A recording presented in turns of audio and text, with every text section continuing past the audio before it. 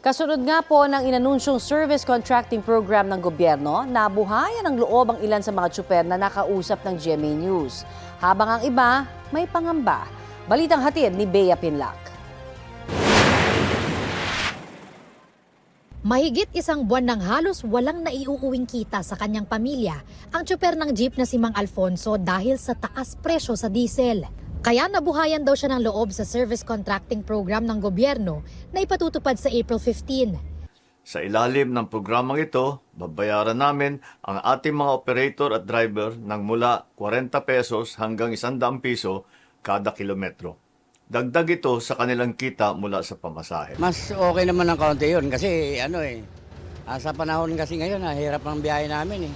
Halos wala na nga lang kami kitain, kaya nga lang, nagmamalasakit lang kami sa pasahero. Tama lang yun, magkano sila sa amin. Ayon kay Pangulong Bongbong Marcos, humigit kumulang 50,000 pampublikong sasakyan, 1,000 operators at 15 milyong pasahero ang makikinabang. Ipatutupad ang programa sa off-peak hours para raw matiyak na may masasakyan pa rin ang publiko kahit hindi rush hour. Kakabitan ng GPS o Global Positioning System ang lahat ng mga unit na sakop ng programa para ma-monitor ang biyahe nila. Walang problema kung lalagyan ng GPS. Basta kung ano yung nararapat na ibigay nila sa amin, mabuhay lang kami, okay lang. Pero ngayon pa lang, may pangamba na ang ilang tsuper. Mahirap yung gawin, ma'am. Pag ganyan kasi mahaba naman ang proseso ko eh. Yung proseso natin ngayon mabagal eh. Ano yun, 80% malabo mangyayari.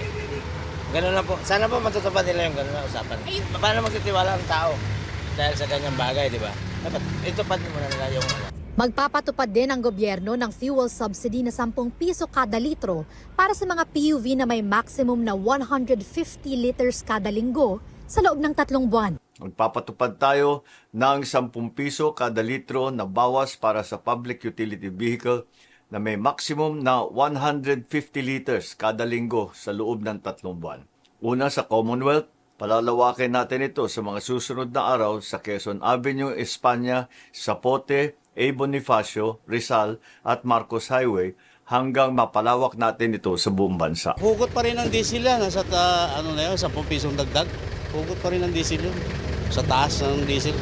Makakatulong din yun pero hindi pa rin sapat.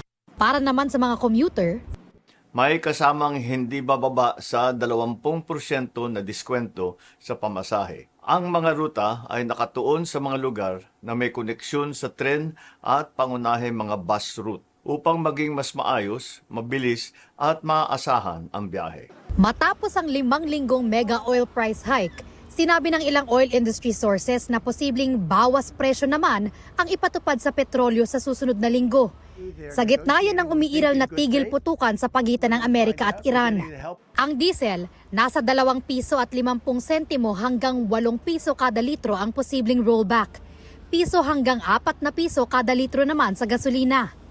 Ayon sa presidente ng Jetty Petroleum, posible nga ang rollback pero kailangan pang i-monitor muna ang sitwasyon. So nakita ho natin doon sa early trading ng crude at saka yung indication din ng MOPS na may konting pag-akyat kumpara doon sa settlement niya. Baka mabawasan po yung possible rollback. Pero siyempre malaki rin po yung factor dito na magiging forex kasi naging malaki yung in-appreciate ng peso. Ang binabantayan, ang resulta ng trading ngayong araw at sa magiging pulong ng Amerika at Iran.